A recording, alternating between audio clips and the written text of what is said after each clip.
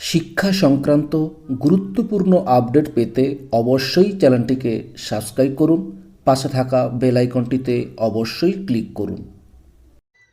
নমস্কার, আমি শুভেন্দু। আমার ছোট্ট চ্যানেলে আপনাকে স্বাগত।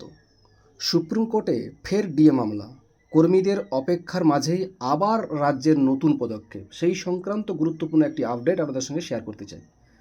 পশ্চিমবঙ্গে রাজ্য সরকারি কর্মচারীদের মহার্ঘ ভাতা বা ডিএ নিয়ে আইনি লড়াই আরও এক নতুন অধ্যায় প্রকাশ করল।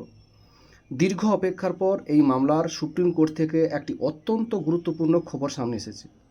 প্রাপ্ত তথ্য অনুসারে শীর্ষ আদালতের নির্দেশের বিরুদ্ধে পশ্চিমবঙ্গ সরকার আনুষ্ঠানিকভাবে নতুন একটি বড় আইনি পদক্ষেপ গ্রহণ করেছে।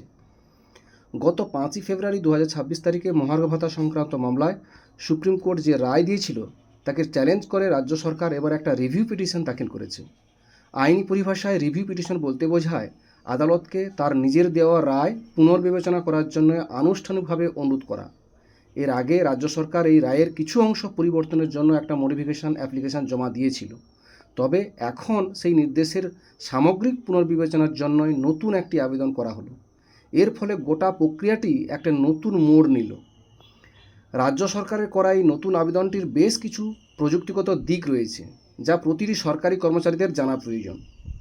গত 9 মার্চ 2026 তারিখ বিকেল 5:48 শীর্ষ আদালতে এই পিটিশনটি দায়ের করা হয়েছে।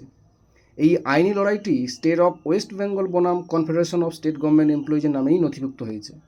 এটি একটা রিভিউ পিটিশন বা পুনর্বিবেচনার আবেদন। 5ই ফেব্রুয়ারি 2026 তারিখে রায়টিকে এখানে সরাসরি চ্যালেঞ্জ করা হয়েছে এবং মামলার স্ট্যাটাসে তা স্পষ্টভাবে উল্লেখ করা হয়েছে।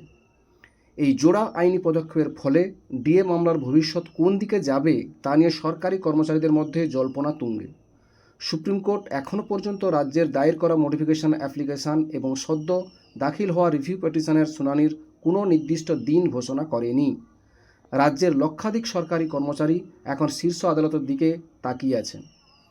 কবে এই গুরুত্বপূর্ণ মামলাটির পরবর্তী শুনানি হয় এবং আদালত কী রায় দেয় তার উপরেই নির্ভর করছে মহার্ঘ ভাতা সংক্রান্ত দীর্ঘদিনের জট খোলার ভবিষ্যৎ।